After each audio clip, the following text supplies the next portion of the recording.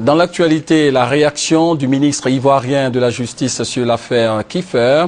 Selon Maître Oussou Jano, il n'y a plus d'obstacle dans le déroulement de l'enquête sur la disparition du journaliste franco-canadien. Le ministre de la Justice a affirmé que les autorités ivoiriennes collaborent avec les autorités judiciaires françaises pour faire la lumière sur cette affaire. Rappelons que Guy-André Kiffer a disparu depuis le 16 avril 2004 à Abidjan, capitale économique de la Côte d'Ivoire. Je voudrais dire que les autorités judiciaires ivoiriennes enquêtent de leur côté parce que le crime, si crime il y a eu lieu en Côte d'Ivoire. Donc une information judiciaire est ouverte ici en Côte d'Ivoire et une autre information judiciaire est ouverte en France dans le cadre des accords de coopération franco-ivoirienne. Le juge Ramael est venu exécuter une commission rogatoire en s'appuyant sur le juge ivoirien.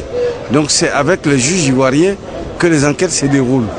La preuve, les ossements qui ont été ramassés, pour les envoyer en France, il faut une autorisation du juge, il faut l'accord du juge ivoirien. Le juge ivoirien a donné son accord pour que les ossements puissent aller en France pour l'expertise ADN. Donc c'est en continu, nous travaillons en parfaite collaboration en continu. Je voulais dire que depuis notre arrivée, nous avons accéléré le processus parce que toutes les commissions rogatoires qui venaient, tous les actes qui venaient de la France étaient bloqués à un certain niveau. Nous travaillons en toute transparence. Le ministre de la Justice a par ailleurs mis en garde contre les pratiques de corruption dans le milieu judiciaire. Je mets en garde qui que ce soit qu'on va prendre, il ira à la Maka. Magistrats, avocats, notaires, ils iront à la Maka.